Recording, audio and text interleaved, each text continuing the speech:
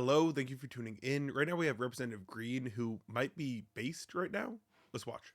We're now entering the second week of the government shutdown, and Marjorie Taylor Greene is turning out to be a helpful voice for Democrats in their political standoff with Republicans. So here's what's going on. Democrats say they will not vote to reopen the government unless the legislation includes money to extend enhanced Obamacare subsidies. And which is, of course, necessary so we don't have 75% increases in medical premiums across the country. Republican Congresswoman from Georgia actually appears to be on their side, tweeting, "Not a single Republican in leadership talked to us about this or has given us a plan to help Americans deal with their health insurance premiums." Okay, I'm glad that she's saying that. That is like a good thing to call out. But remember, she's also like booing Biden when he was saying that this was the Republican plan. So she's not innocent here. It's good that she's calling this out right now, but we've known this was going to happen for months. This isn't new information. And so, I'd say it's worrying that she's acting like this, except we knew she'd act like this. It's not really worrying. And I'm glad at least now she's calling this out for what it is. Which drew this response from Senate Minority Leader Chuck Schumer. So hold on to your hats. I think this is the first time I said this. But on this issue, Representative Green said it perfectly. Representative Green is absolutely right. Joining me now in the group chat, I just hate hearing him every single time. It's just something about his voice. Catherine Lucy, White House correspondent for Bloomberg News. Charlie Dent, former Republican congressman from Pennsylvania, and Antoine. I like how happy this guy looks to be here. I don't know who he is, but he looks very happy. And he's well styled. I like this guy. Seawright, Democratic strategist. All right, before I come to this side of the sartorial table, Catherine, I want to talk to you because I hear this argument going two ways. It starts out like, hey, healthcare subsidies, we should extend them. And the Republicans usually say, you actually just want subsidies for illegal migrants. And then it sort of devolves from there. At this point, what's actually going on? Well, what we're seeing is there is some talk around healthcare now that we weren't seeing maybe a few days ago. I mean, I think most notably, this week, the president himself in the Oval Office on Monday, I was in there as part of the press pool, and I asked him about would he talk to Democrats, would he talk to Democrats healthcare, and he seemed to say yes. The White House then kind of walked some of those statements. I was about to say, then Republicans on the Hill were like, what? We are? Yeah, so it was quite a day, but the White House then said, wait, we want to reopen first.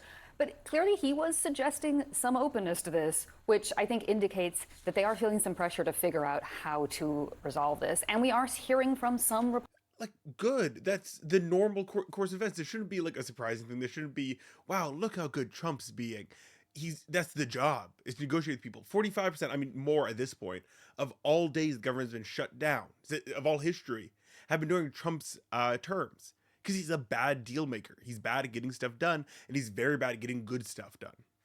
Republicans, Marjorie Taylor Greene, Josh Hawley, are talking about how they need to figure out a way to deal with this. Hawley, I understand, because he also was talking about, was it Medicaid? Remember when he was out there on that point? Is Greene a new entrance?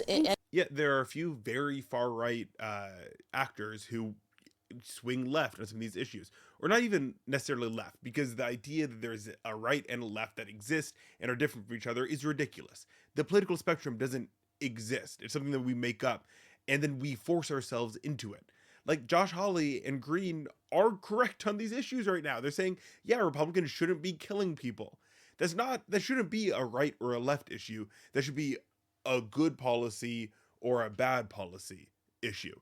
And it's insane to me if you want to be on the right, whose policy is bad, which is just taking away healthcare from thousands and thousands of Americans. She's an interesting voice in this that shows that this is a complicated issue that hits a lot of people's constituents and districts. And then also we've heard from people like Susan Collins saying, who is a sort of reliable presence in bipartisan negotiations. So the ball hasn't, sort of fully moved, but there are some quiet things happening, I think. All right. So I want to talk to you, Charlie, because you've been through the shutdown wars of a different vintage, let's just say. What's different about this one, though? Well, what's different about this one is that I feel like compared to 2013, Everything is the same, except the roles have all reversed. Back then, it was the Republicans who were making demands on defunding Obamacare, and the Democrats were arguing for a clean CR. And now here it is, the Democrats are making demands on health care. I'm not here judging whether they're good. Making demands to continue to give more people health care. Their roles are reversed based on like who's shutting down the government, sure. But the roles aren't reversed on who wants people to be healthy and happy and prosperous in America. In both times, the Democrats wanted more people to have health care, more people to prosper, and both times the Republicans were willing to shut down the government to ensure more people died needlessly. They're bad demands, but they're making demands, and the Republicans are arguing for a clean CR. It is completely flipped. Yeah. They flipped the script. But to the point of these Obamacare subsidies, I think that everybody kind of acknowledges there's going to need to be an agreement. Yes, Not and just to necessarily give during people the some shutdown. context for this, because Green herself, the Congresswoman, was pointing to the Nonpartisan Health Policy Research Group, KFF, and because they were projecting that subsidized Obamacare enrollees, so if you get your insurance through Obamacare, you could see your premium skyrocket 114%, which is, I honestly had to look at this twice. So People cannot afford that. They simply cannot. They can't afford healthcare right now. Half of all bankruptcies are due to medical expenses. When they more than double healthcare prices, our economy simply will collapse. And then many people who rely on rural hospitals or even many urban hospitals, which won't be able to function without their funding, will also die needlessly.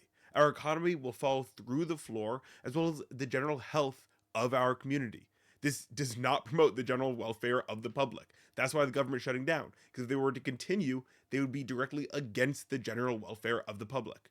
that means on average, a 60-year-old couple making $85,000 would suddenly have to pay more than $22,000 more in premiums on average next year. Yeah, these are the enhanced premiums that they're But this is the context Correct. for this battle. So I think what's going to happen, that the fact that you have representatives like Jen Kiggins from a swing district arguing for this, that wasn't surprising, maybe Susan Collins, but what is surprising that Marjorie Taylor Greene is arguing for this, which I think will actually be helpful but, in terms of finding an agreement. But you're not going to get the agreement, though, in the middle of this shutdown. I think it's going to happen. Republicans know they're vulnerable, particularly since the changes that just occurred to Medicaid mean many people are going to be losing their coverage. Yeah. When you throw these premium increases on folks, Republicans know that health care will be a big issue in the midterms. But I think, Democrats Antoine, you have some 2018. insight into this, right? What are you He said nothing there. He didn't make a single point that entire time. Useless. hearing from Democrats? Is this is where we make a stand because we know this is what our voters want? Like, what's the thinking at this point? Well, part of this truth decay has become a large component of this conversation. This conversation. I like that, truth decay. I was right with my initial instinct. This disagreement is not about illegals receiving health care or illegal immigrants, because you have to have a social security number in order to qualify for the ACA subsidies. What Republicans are conflating is Really good way. Like, yeah, if you don't have documents, you can't get things that require documents. Ronald Reagan's law that says if you go to a hospital, you have to be seen by law. Republicans have not rolled back that clause. But let me tell you what this is about. 18.2 million Americans in red states receive those ACA subsidies, 5.8 in blue states. 76% of those who receive those subsidies are in places where Trump won. But are you excited to? Perfect answer. What he's saying right now is that Democrats are actually defending majority Republicans. The people who are trying to defund healthcare right now will see their constituents be harmed the most, because their constituents live in rural areas that rely on this healthcare funding the most. And so right now he's saying in a fantastic way that Democrats are the only party helping the Americans, and Republicans are hurting them. I don't know why CNN is interrupting him right now for this, but let's hear what the reporter's going to say. See someone like the Congresswoman speak up, meaning does that create cracks in a facade that Republicans are trying to Well, maintain? I brought up those numbers because it proves that this is a bipartisan, nonpartisan conversation. And if you are a working class American in this country paying paying $350 to $450 a month for your ACA, that's going to go up to about $1,500 to $1,800 a month. So this idea that Republicans have been intentional about defunding healthcare and deprioritizing healthcare is an argument that I think Democrats should continue to elevate. Why? Because it will come back to haunt Republicans in the midterm. Yeah, but also because it's just the right thing to do. We need to, like, she's asking, should Democrats hold the line? Is that right politically?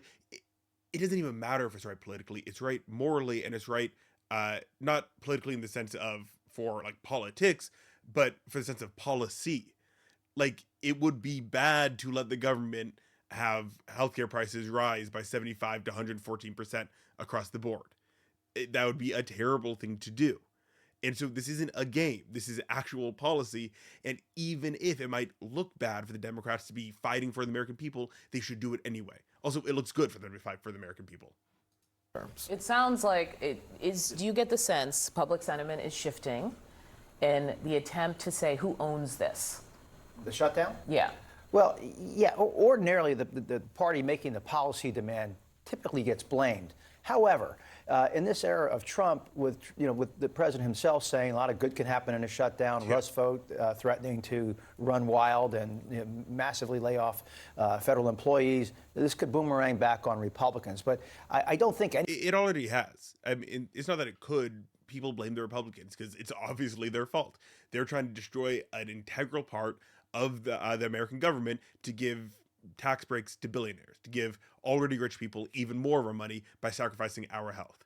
It's a terrible thing to do. The American people understand that, and that's why they're pissed at the Republicans and Donald Trump for trying to kill them right now. 50,000 more people a year will die if these Medicaid cuts go through to give billionaires just more money. So there we have it. More chatter about the shutdown that Trump is just doing to hurt American citizens.